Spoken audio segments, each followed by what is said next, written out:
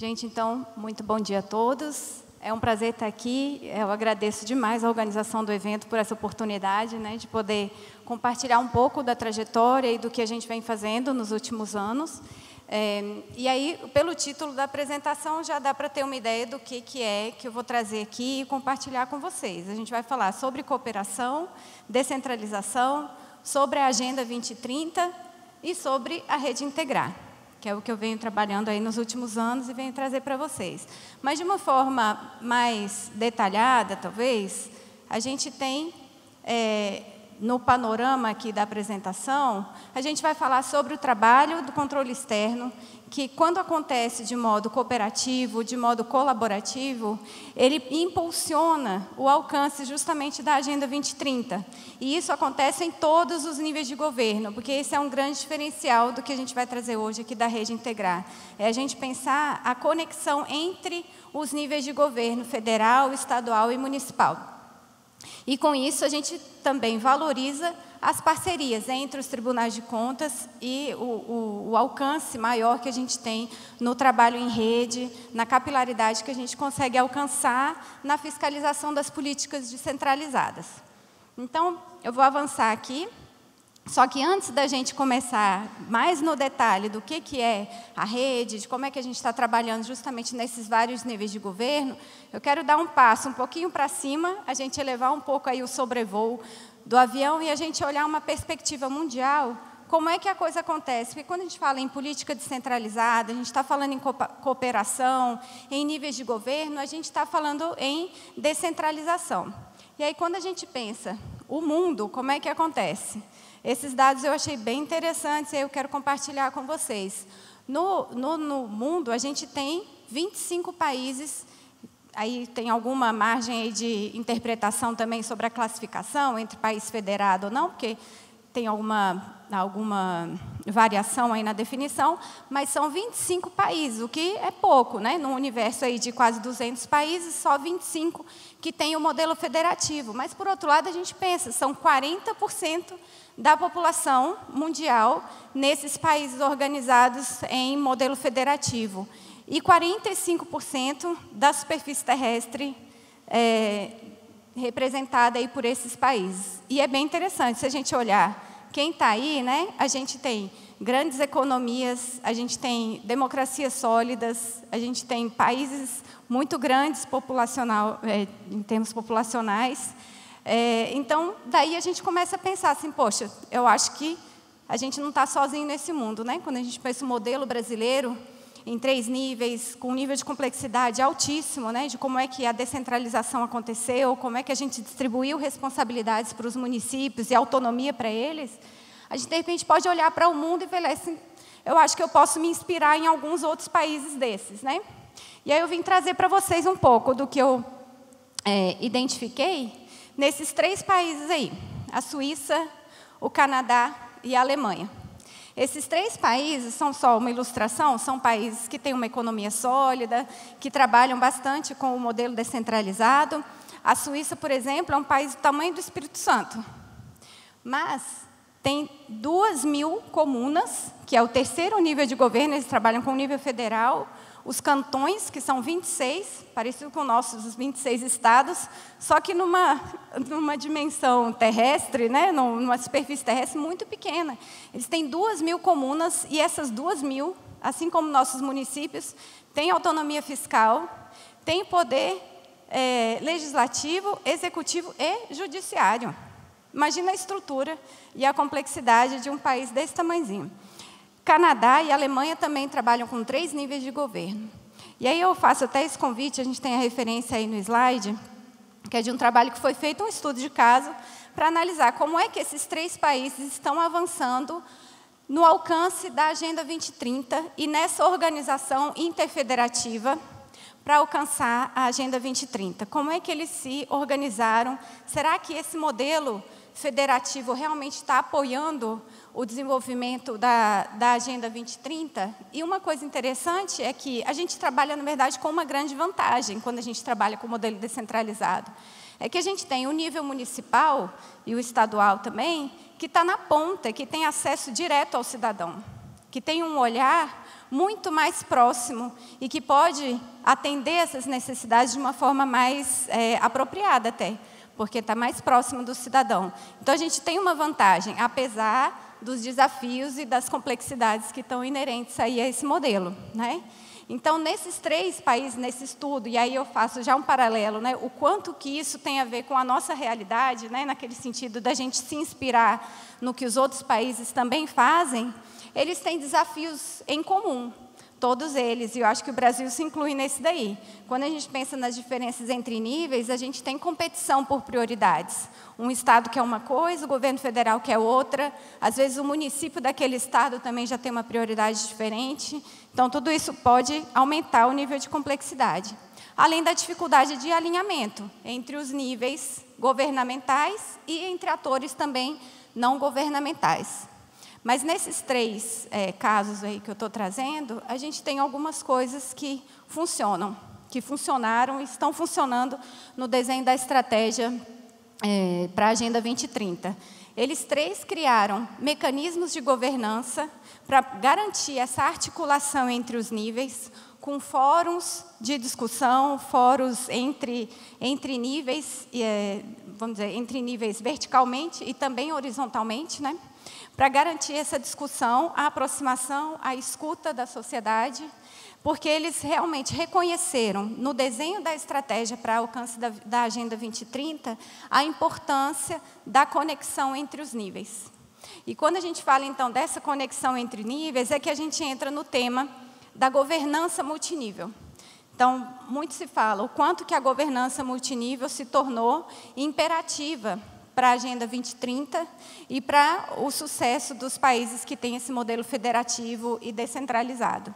E aí a boa notícia é que na governança multinível, pensando no sistema de controle externo, a gente já tem um grande orientador.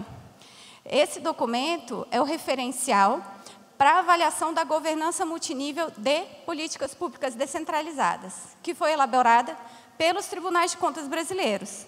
Talvez muitos não conheçam esse documento, mas ele é um grande orientador para a fiscalização, porque ele trabalha com vários componentes, eu vou trazer eles aqui, e esses componentes já têm critérios, questões de auditorias possíveis de serem utilizadas para os trabalhos, né? Tem exemplos de casos concretos já de fiscalização de políticas descentralizadas, ilustrando como é que cada um desses componentes pode ser enxergado e pode ser observado no curso do trabalho.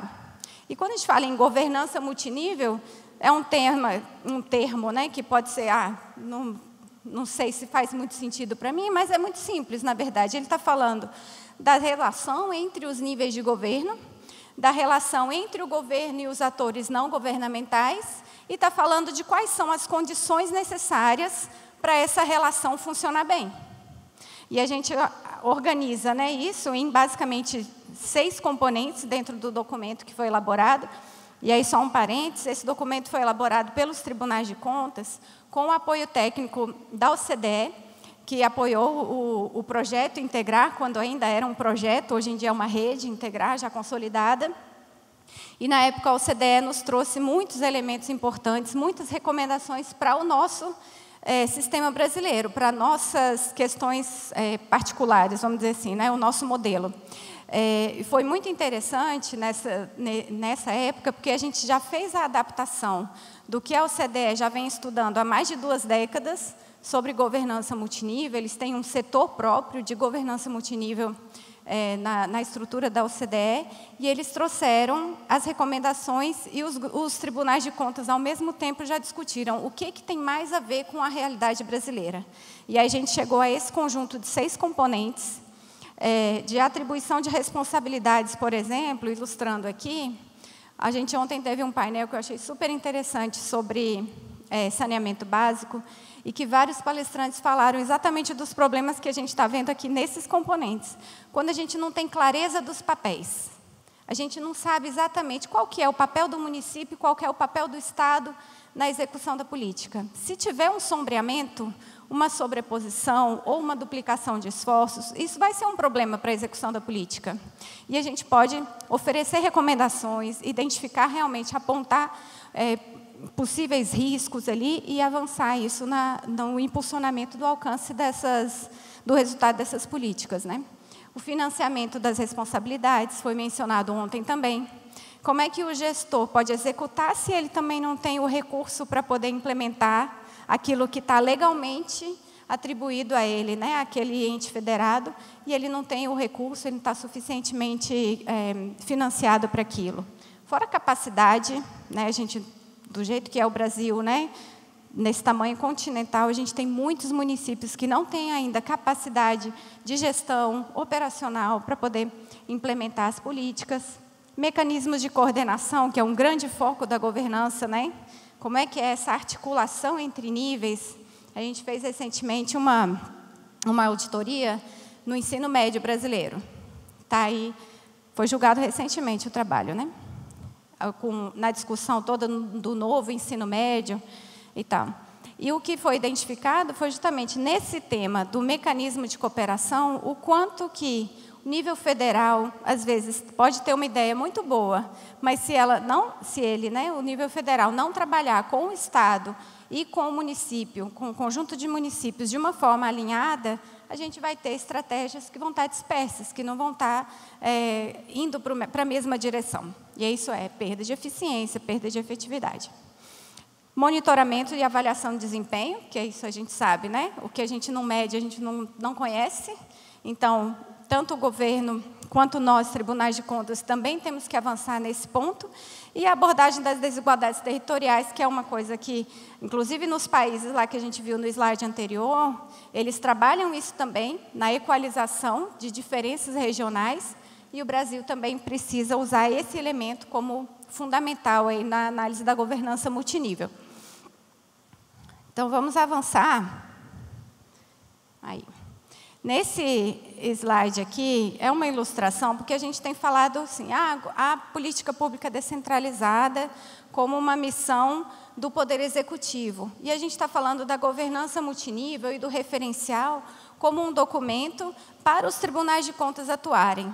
E aqui eu ilustro o quanto que a governança multinível está central nessa figura, porque ela se aplica tanto para quem está lá implementando a política, mas para nós, como sistema de controle externo, a gente também precisa se organizar e melhorar a nossa governança interna, né? Nossa governança de tribunais de contas. Como é que tribunais de contas, os nossos 33 tribunais, como é que a gente se comunica? Como é que a gente interage nos nossos trabalhos? Como é que os nossos trabalhos podem ser realmente complementares e alinhados para a gente alcançar um melhor resultado no trabalho que a gente faz? E aí, por isso que eu coloco que é como uma via de mão dupla. Ao mesmo tempo que o governo ele é estruturado em 3 níveis, ele está descentralizado, ele desenha políticas de forma descentralizada, isso faz com que os tribunais tenham que agir também de forma coordenada nos 3 níveis, para poder fiscalizar melhor essas políticas no nível executivo. E aí o sistema todo se retroalimenta. A partir da fiscalização, a gente pode induzir melhorias.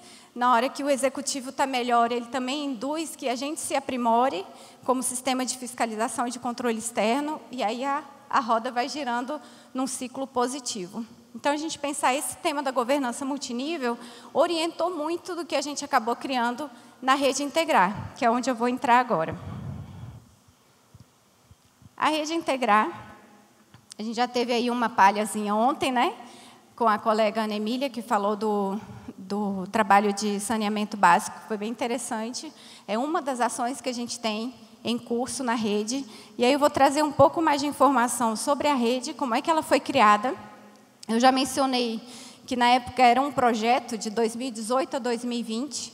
Éramos só um projeto, mas só entre aspas, né, porque já tínhamos muito trabalho com o apoio técnico da OCDE, naquela época, e a participação dos tribunais de contas. Foi uma iniciativa inicial pensada pelo TCU, mas desde o início já pensada que ela precisava ser coletiva. Ela precisava ser pensada com os tribunais de contas. Isso porque a gente tinha já um histórico de muitas ações que vinham sendo coordenadas pelo TCU, mas que não tinha uma colaboração e uma participação na tomada de decisão sobre o que seria fiscalizado, como é que seria o planejamento da fiscalização, quando que ela iria acontecer, como é que a gente conseguiria planejar isso. E isso tudo foi motivação para a gente repensar um pouco o desenho do trabalho cooperativo entre tribunais. E a OCDE nos ajudou muito naquele momento, trazendo recomendações bem relevantes. E aí, com isso, a gente criou a rede, que hoje congrega todos os tribunais de contas. A gente tem os 33 com representantes técnicos no nosso grupo, uma atuação e um planejamento coordenados. E aí, com isso, eu vou até trazer um pouco mais de elementos aí sobre o planejamento, que é um grande ativo que a gente tem, né? A gente conseguir pensar de forma coletiva quais são as nossas prioridades para o ano seguinte. O que é mais importante no coletivo a gente fazer. A gente, nesse momento, inclusive, está no período de planejamento para 2024, coletando sugestões de todos os tribunais de contas, das entidades de representação, o que é que a gente pode fazer de melhor e de mais efetivo nos trabalhos com os tribunais. E diversas áreas de atuação também, que eu vou trazer para vocês. O site está aí também, mas só digitar também Rede Integrar aí no Google também vai aparecer o nosso site. No site também, só uma divulgaçãozinha básica também, no site vocês vão ver o andamento das ações. A gente atualizou agora o site, então tem arquivos lá pendurados, tem os links, né, das ações que estão em curso, quais os tribunais que estão participando de cada uma. Então, está bem interessante, a gente vai aprimorando um pouquinho a cada vez. Então, um pouco mais de detalhe aqui. Sobre a estrutura da rede, só para dar uma clareza de como é que é a governança interna da Rede Integrar, né? A gente tem um comitê técnico, que é o principal colegiado, vamos dizer, o colegiado decisor, que é formado por representantes técnicos de todos os tribunais de contas. A gente recomenda pelo menos 2 integrantes, mas tem alguma variação aí entre os tribunais. Os perfis são muito variados dessas pessoas que participam da rede, o que aumenta mais ainda a nossa riqueza, né, e a diversidade das discussões. Tem um coordenador que é escolhido por ano, né, para poder coordenar esse comitê e levar adiante as iniciativas. E, abaixo desse comitê, a gente tem 2 grupos, um que é permanente, a Secretaria Executiva, que ela é criada, já foi desenhada para ser formada permanentemente por representantes do TCU, da Atricom e do IRB, que foram signatários originários do acordo de cooperação que gerou a Rede Integrar, que depois teve a adesão dos 33 tribunais, e alguns grupos de assessoramento que são criados de forma temporária para poder apoiar as atividades. Por exemplo, a gente agora tem um grupo de assessoramento sobre o planejamento, para poder apoiar a elaboração do planejamento para 2024. E com o planejamento, aí a gente vai ter todos os grupos temáticos que são criados para viabilizar e dar concretude a essas ações de cooperação. Uma coisa interessante é que, nas ações de cooperação, e é isso classicamente a gente pensava assim, né? Vamos fazer um trabalho com os tribunais. O que a gente vai fazer? Vamos fazer uma auditoria coordenada. Então tá, então vamos fazer uma auditoria coordenada. Só que a gente tem tribunais que têm uma equipe super pequena que faz auditoria, ou que faz auditoria operacional, por exemplo, e aí eu só posso fazer uma por ano. Só que eu quero fazer 3, 4, como é que eu vou fazer?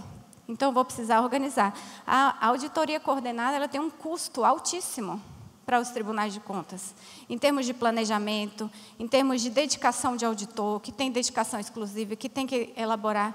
Então, a gente pensou, será que a gente precisa sempre fazer auditoria coordenada, ou a gente pode também trabalhar em outras frentes, de outras formas, e a gente também impulsionar o nosso trabalho sem ser por auditoria coordenada, a gente ir além disso.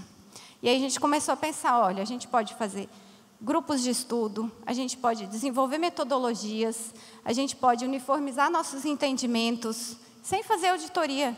A gente, além da auditoria coordenada, a gente pode fazer auditorias paralelas, em que todo mundo tem a mesma metodologia, mas cada um equaliza o seu próprio planejamento para poder distribuir a fiscalização conforme a sua necessidade ou a sua prioridade no seu próprio plano de fiscalização.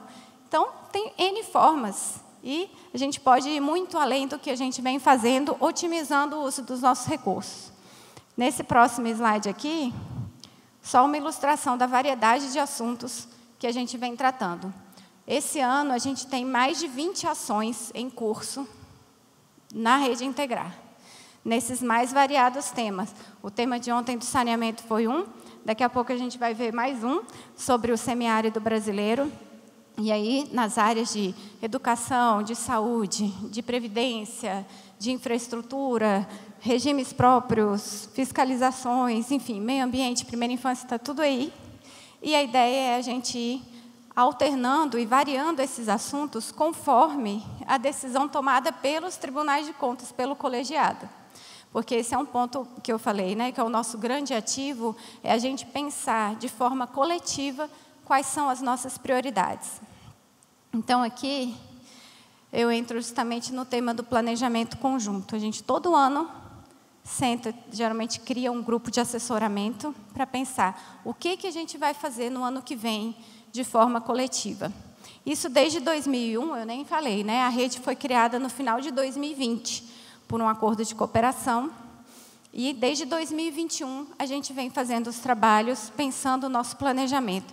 E a gente tem tido vários benefícios, vários ganhos a partir dessa mudança, né, de entendimento, e os aprendizados têm sido permanentes, né? A gente consegue organizar melhor as atividades, cada tribunal de contas, né, consegue se organizar melhor ao longo do ano, porque a gente antecipa as demandas do ano anterior para o ano seguinte. Era uma crítica, aliás, ainda é, né? Uma crítica que a gente tem muito, né, de que ao longo do ano, chegou fevereiro, tem uma demanda que vem de uma entidade. Chegou abril, vem uma demanda de um tribunal. Depois chega outro mês e vem mais uma demanda. E aí, com isso, o meu próprio planejamento do meu Tribunal de Contas fica perdido, porque eu tenho que ficar revendo o tempo todo em função das prioridades externas que estão chegando. Fora aquelas que já são inerentes à nossa atividade, que vem do Poder Legislativo, né, que vem também do Congresso Nacional, muitas vezes. Então, de forma a gente otimizar o nosso plano, a gente minimizar esses riscos, vamos planejar tudo com antecedência. E aí a gente sabe de antemão que ao longo do ano que vem eu vou ter tantas fiscalizações, tantos grupos, eu vou me comprometer a participar daquele e daquele outro grupo, e vou acompanhar outros que, de repente, eu não tenho capacidade de participar, mas eu sei que estão acontecendo e eu posso me beneficiar daquelas informações que o grupo vai desenvolver. Então, essa é uma grande vantagem que a gente alcançou, além da adesão dos tribunais, justamente porque a gente consegue planejar com antecedência, então as pessoas, todo mundo consegue se organizar para ou participar ou até deixar de participar, nem todo mundo precisa participar de todos os trabalhos, e a maior diversidade de tribunais com capacidade de coordenação. Essa foi uma grande vantagem, que eu acho que a gente está ainda avançando, mas a gente tem muito a ganhar com isso, que é aquela ideia de quando todos estão fortes, né, o sistema todo se fortalece. Não adianta só um ficar forte e ter as capacidades de coordenar, de gerenciar, de administrar, se nem todos tiverem. Então, a gente ontem já teve o exemplo, né, que estou trazendo aqui de novo, o exemplo do caso do saneamento que foi apresentado ontem, em que é um grupo de compartilhamento de informações sobre a temática do saneamento básico, que é coordenado de forma conjunta pelo Tribunal de Contas do Espírito Santo e do Amapá. Então, já tem mais tribunais participando, que era aquela queixa que eu falei, só o TCU coordena, só o TCU imagina a fiscalização e implementa as coisas e traz aqui para a gente executar. Então, agora, vamos pensar, quem mais pode coordenar?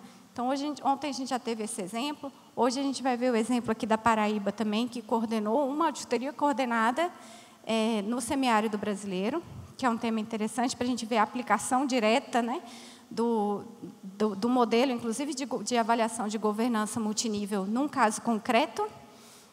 E aí a gente vai se expandindo com essas capacidades que vão se multiplicando. Quanto mais tribunais puderem coordenar a rede e dar iniciativa aos trabalhos, melhor, a gente se fortalece. E aí, com isso, eu finalizo a minha apresentação, até um pouquinho antes do tempo, agora que eu estou vendo. Estou até um pouquinho adiantada no meu tempo. Bom demais. Bom demais, né? Que aí a gente otimiza. Não é? Então, eu finalizo aqui com essa frase que eu acho Dizem que é um provérbio africano, eu não sei se é verdade, podia ser outra coisa também, né? Mas foi o que eu achei. Mas essa frase eu acho que define muito do que a gente faz na Rede Integrar. Se a gente quer ir rápido, beleza, só que vai sozinho, você chega rapidinho lá.